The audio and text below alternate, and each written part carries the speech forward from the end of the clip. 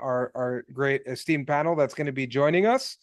And so we've spent the day hearing from lots of experts, both in terms of, BigQuery itself. We had the VP of engineering for BigQuery. We had a Eon CEO speaking, as well as people talking on topics ranging from, building AI workflows on top of BQ to optimizing cost, optimizing performance and scale.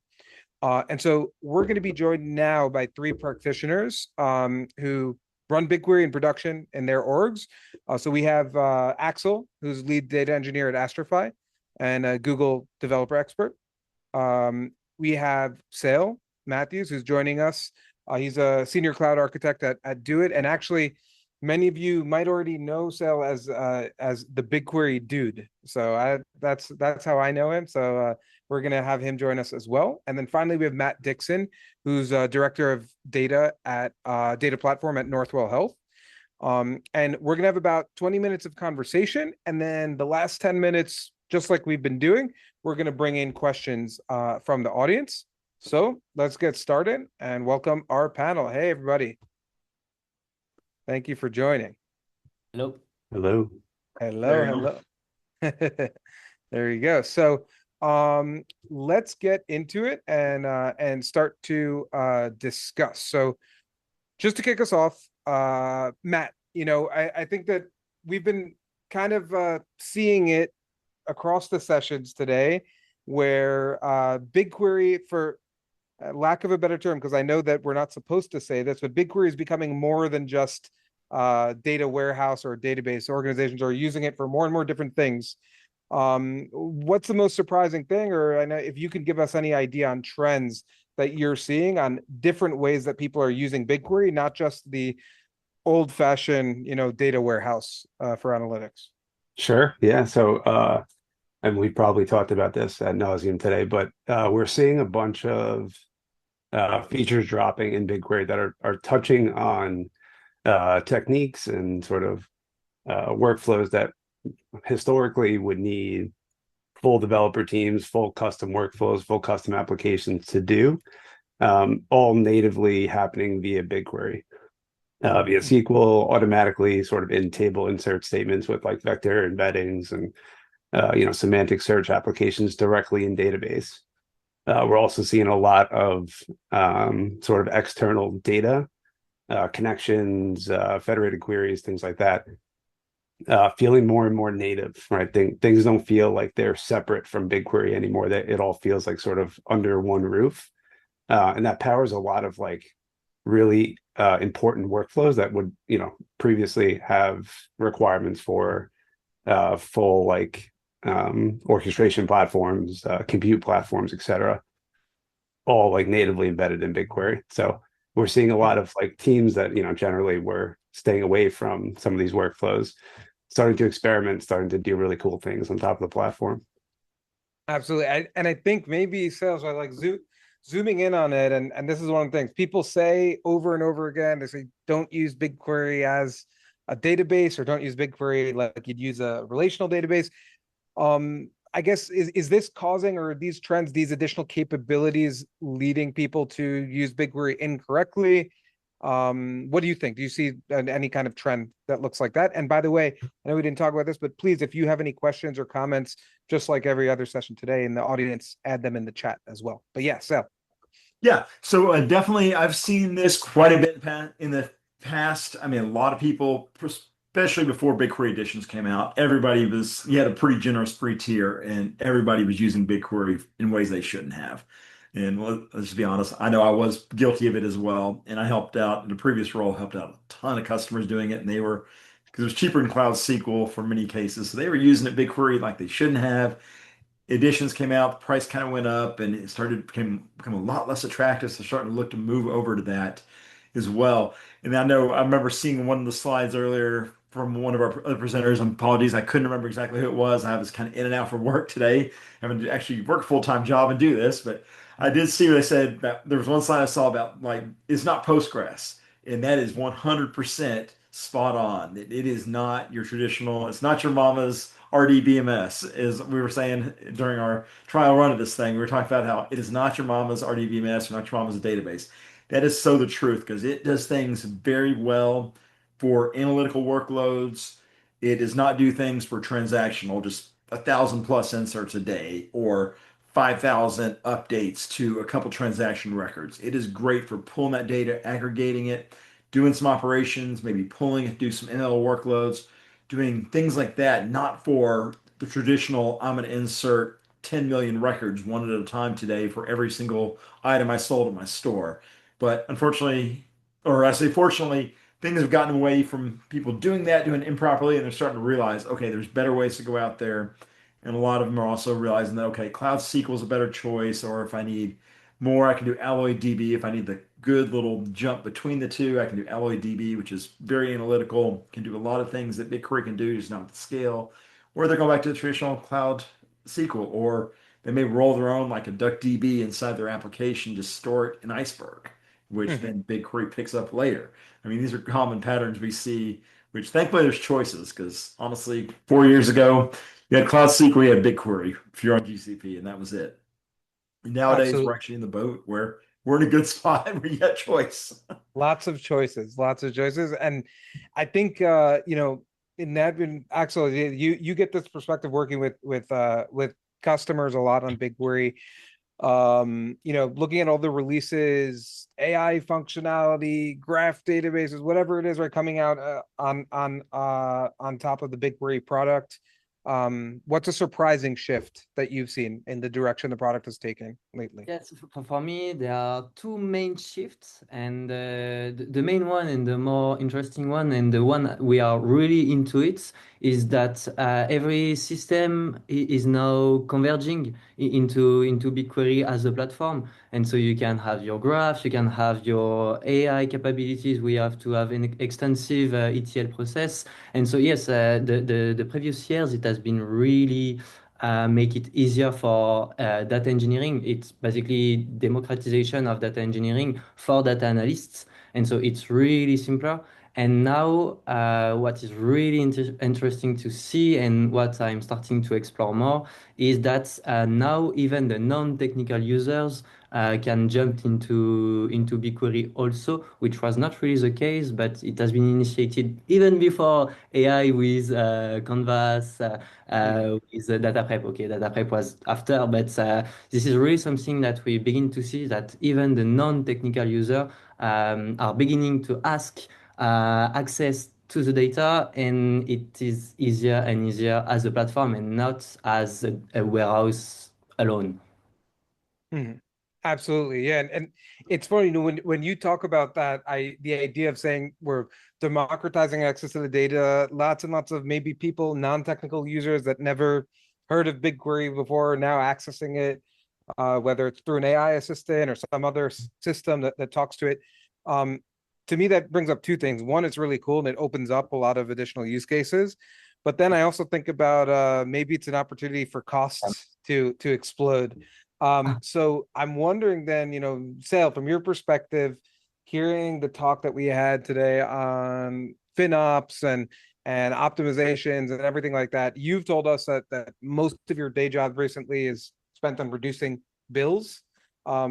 Is that being caused by this democratization of data, or is That's there some other definitely a cause? much bigger trend. I mean, I was actually on Okay. a call this morning about the same sort of thing where it's happening. People are running Agents are now running loads that are just astronomical compared to what we'd look back to even a year ago. Where I mean, we look at a normal job. I mean, normal company, you're probably spend running maybe 1,000 jobs a day, maybe 2,000 going upwards for probably a small company. About that, probably about 3,000 tops for a small company per day. Now we're looking that thing's gone up to 100,000 per day, Hmm. and it just is an astronomical load more, and it's just compounding a ton of other issues because you're throwing so much more in. And one actually, I'll bring up a quick example that happened that I saw earlier today that a lot of other people made this mistake, and I was guilty of this for many, many years, is the difference between a gigabyte and a GG byte, which BigQuery does everything and powers of two, not powers of 10, but everybody says GB or instead of GIB.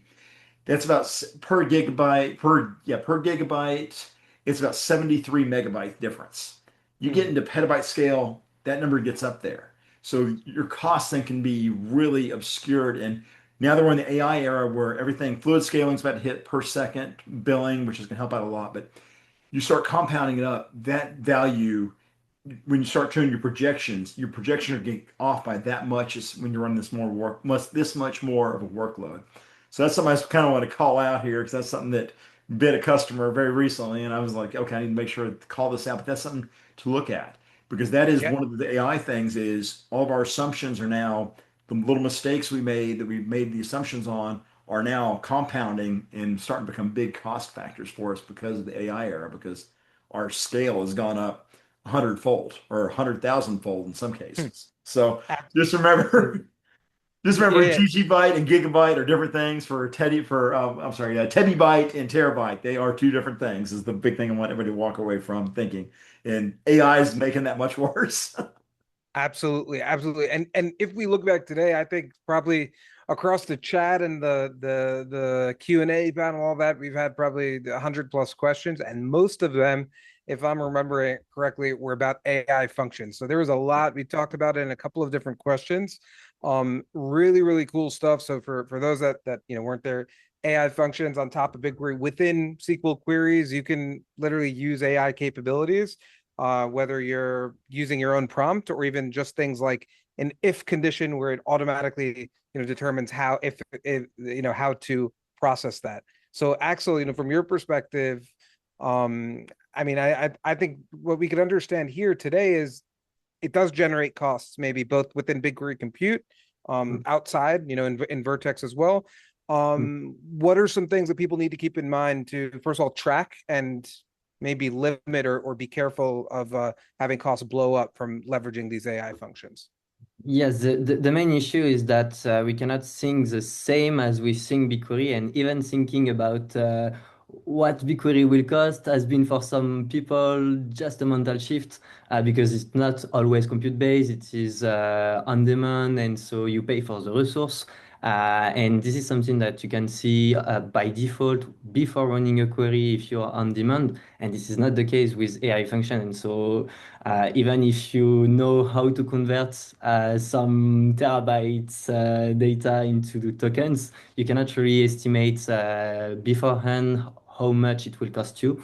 But no, it's not really true now because last week we had the AI dot token count function, and so you can estimate the input token and not the output, but at least the input token that will be as input of your model. But yes, this is a mental shift, and for now, we are not really used to think like that. And so, as always, the best practices are the best. And even here, it's not the same as the best practices for BigQuery. For example, for BigQuery, we say that uh, applying a limit will not reduce your costs. But no, it's not really true because if you apply a limit before sending your query to the AI function, it reduces your cost. And so this is something that we need to have in mind when iterating over the query. And so we have a lot of new best practices, such as choosing the cheapest model also for testing and things like that. And so this is really something that we are still exploring, and it will need some onboarding and training into it. Absolutely. Yeah, really, really great point. And especially sometimes we just need to slow down and think about what it is that what type of usage we're generating with new features. And Matt, I think coming to us, from Northwell Health, obviously working in the healthcare industry, um, lots of things to think about, beyond just the maybe normal set of challenges like regulations, things like that. So when it comes to cost controls and as more and more systems are leveraging BigQuery compute and AI functions, is there some specific ways that you have to think about that? Do you have special considerations due to retention requirements, et cetera? Can you tell us a bit about that? Yeah, so and I think it's like, well, I'll give an example like in the healthcare space specifically. I think it's something that's like good for the industry to sort of think through as like a pattern. So like when you think about like how much BigQuery costs, right? It's not like how much does it cost to store this terabyte of data or how much does it cost to query this terabyte of data? you really have to think of it more in like a total cost of ownership way. So like how are people running queries? Like what are your query patterns looking like? Are they using partitions? Are there different ways to model data that would require less sort of query scan or data scan in per query? Things like that as you start to scale. We were talking about this, right before we jumped on this panel, actually, we were talking about as things start to scale, these small like paper cuts start to become like very sharp and start to inflict a lot of damage.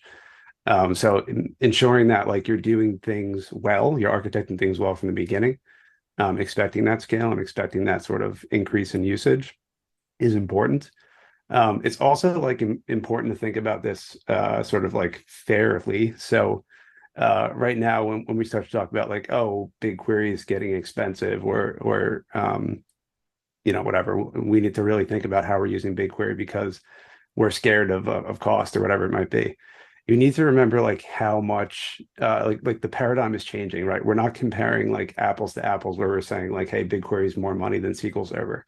Like we're talking about a ton more functionality in here. So when you start to think of it in like a total cost of ownership perspective, what is the cost of a full dev team building a whole semantic search application versus an analyst building 100 lines of SQL code and creating that essentially, at least an MVP version of that directly in the storage layer. Like there's a lot to be said for like the value add there from a total cost of ownership perspective. So like I encourage everybody to think of that more strategically and rather than just trying to compare that to another RDBMS, apples to apples. Yeah, so like sort of like with great power here does come great responsibility. So make sure you're doing things effectively. Absolutely. And Matt, maybe and just to if we could follow up on that in the healthcare context, okay, because I think, all of us have now been discussing the fact that, Axel is discussing from a cost perspective, how more and more people are leveraging these AI features, more and more systems are connected to BigQuery and have data being piped in. From an access requirements perspective, how's that shift kind of affecting you when you think about it? Because obviously, if you think about sensitive data, regulated data, and then democratization of access to it, I'm sure there's some kind of tension or challenges there. How does that shift look like to you? Sure. Yeah. So I mean, I think realistically, this becomes much more of a uh, sort of like program level discussion, right? So this is less a technical problem, right? Because there are levers and sort of guardrails that we can build and sort of leverage directly from BigQuery to implement that control those governance features. But really building in like a governance function from the start and like empowering that function with tooling, both like off the shelf or like custom built tooling is like top of mind. You can build, the most technically savvy platform you can think of, right? But if there's no intentionality around how we're going to give access to people to that platform, it's going to fail spectacularly. So, really, like bringing that to like the forefront of the discussions and like a first class citizen as you're starting to build your platform. I think your future you will thank current you for doing that. So. Absolutely. And Axel, what about you? Any thoughts on that topic on, as more and more users are maybe non-technical users are coming in and leveraging BigQuery, whether it's via agentic workflows or things like that? Have you had any challenges with the increased access? Yes, a lot. Actually, this is a demand that we need to open up the access to everyone and get the access to the data also in the warehouse. But the latest years, and especially because I'm working with large companies that has historic and we are not really working like that before. We are mostly exposing the data through consumer-facing application, BI dashboards, and it has not really been architects to be exposed and to be opened to the warehouse. And this is the issue. For example, we have today some service accounts which are running some row-level security, and so we cannot really open all the pipes of it because it won't be the same access. And so this is really the bottleneck. The mainly most of the platform are not really ready for opening everything because it does not be synced like that. And this is a real challenge and bottleneck for me, and especially for data discovery, which is something which is really new today. We want to open the data, but we want also people to be able to explore and to discover the data. And so the least privilege approach that we have today, which is to give the minimal permission, is today not sufficient to enable this exploration. And so we need also to think about the least privilege also that we have in mind as technical people and that we follow blindly. Because maybe we should open this question and ask if this privilege is really the right approach, because it can really limit innovation and the capabilities for business users to create their own application, their own queries, their own conversational analytics agents, etc., etc. And this is really my bottleneck. It's not technical, it's governance. Mhm. Absolutely. No, that's really interesting point. And I mean, Sil, from your perspective, then thinking about across your customers, a lot of BigQuery users, Power users, do you have any examples or thoughts on what it looks like to get it right? The democratization of access, more non-technical users, et cetera. Oh yeah, I would say I would agree with both Axel and Matt that it is it is both a policy and a technical issue. I mean, you've got to kind of define how do you want to grant access, how am I going to technically allow this, but also you look at a higher policy, say here are things we need to push down. I mean, essentially like Matt's work in healthcare. I was healthcare as well for many years, and it's a whole nother can of worms to open up. But it's a great model. I mean, it's a very, very regulated industry. They've got it right for a long time because they're dealing with HIPAA. If you're in the United States, HIPAA is the overarching law that says here's how your healthcare information is regulated, and it's a very strict. And I know a lot of us don't want to agree with regulations, but a lot of times those actually are good things to have for when you're looking at your democratization of data, as you put it, is that you got to be able to choose who looks at it. Axel was talking about it. You got to be able to see who can see this and don't open up the floodgates. You got to be able to look at this from a policy perspective, say who needs to see this and why. And looking down that scope, going that direction is probably one of the best routes to go. And this is getting even more important in the AI age where you give a service account and say, this service account has this Gemini key, and you're just essentially open those floodgates up to let it query all your data, and any sort of thing that's using that Gemini key or that service account can read pretty much anything, which is a very dangerous precedent to set because, I mean, we've all seen the sci-fi movies and what can happen with AI running amok. Probably won't be that bad, but the thing is, you're giving the keys to your kingdom to a system that you're unregulating, and you're not telling, here's some guidelines. So I think that's going to be the most important things is we need to go from a policy perspective and a technical perspective of setting up, here's the guidelines, here's the guardrails, and here's what you can see. And we need to make sure that we do this and actually implement it, not just say we're going to do it, but actually implement. So that way your data is sort of democratized, but it is actually reined in so that you know what your systems are doing, and that's also going to lead to your costs because it's going to explode if you let things just do whatever they want to. And it's going to be a longer term issue. And I know as a society, we're still grasping with what AI is going to do. This is just another facet of that as well. Mhm. Absolutely. Really, really great points. And I think that the gist of it is, like we've seen both from a cost perspective and a governance perspective and a performance perspective, we have to, be really intentional with how we're rolling out these powerful capabilities. And I think that brings us to our last section here when we think about this. Let's do a lightning round, right? But before we finish up.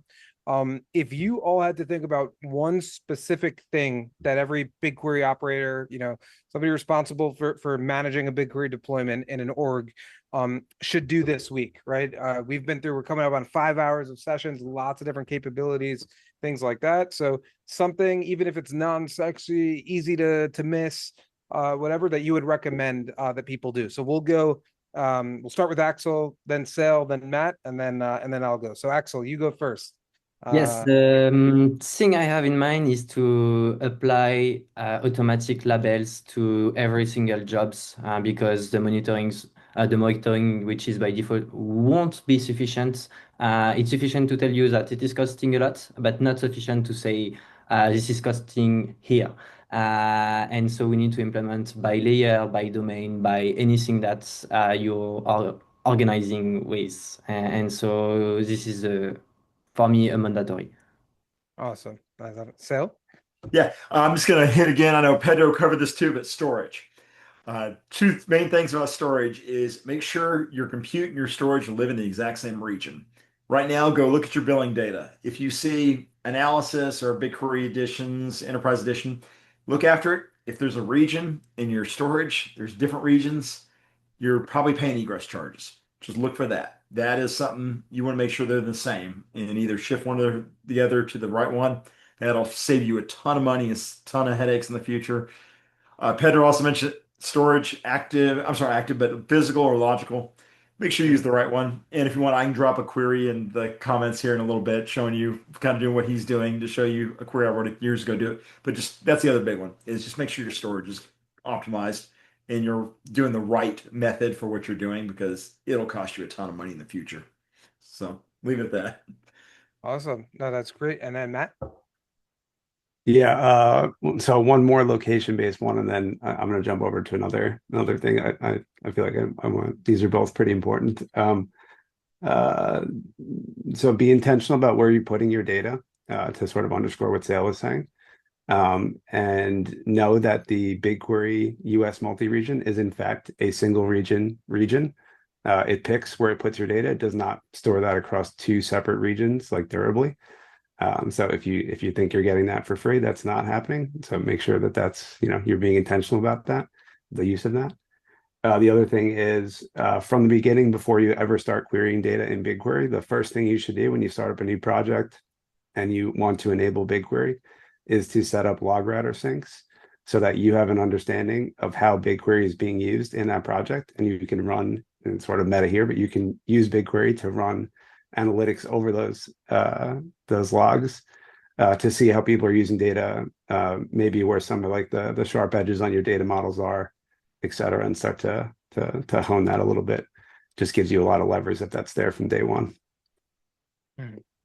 Absolutely. All right. Well, thanks for that. And really, really good tips there. And I think a lot of those things can kind of escape us if you're not aware, because it's not like there's a big sign out there telling you, which region to use or to turn on log syncs, etc. And it's also really easy to get up and running, obviously, with BigQuery. So what I'll say with that in mind is think about the actual criticality of the data, right? When that we have that's within BigQuery, a lot of different capabilities, a lot more use cases, maybe more people. I think Oriana and myself as a data protection guy was talking about it. Where more and more people in the business are depending on the data that's in these BigQuery data sets. And so think about what it means if that data gets corrupted, if that data is not available for some reason, and then what's the strategy, to come back from that. I think it's really important, even before doing anything, just think about what it means, because if the data set is not available for an hour or for a day and it doesn't really matter for your business, then maybe a recovery strategy is not the most important part of the architecture. But if it means, millions of dollars for every hour that passes that it's not available, then of course that is a really critical thing. So with that being said, I want to thank all of our panelists and our audience members, of course. Axel, Sale, and Matt, this has been a really, really great conversation. And we've also had, I've said it before, I think, we've had well over 100 questions answered both in our Q&A and in the chat, and lots of interesting discussion even going on as we speak. So thank you to you guys, and thank you to our audience for all the engagement there.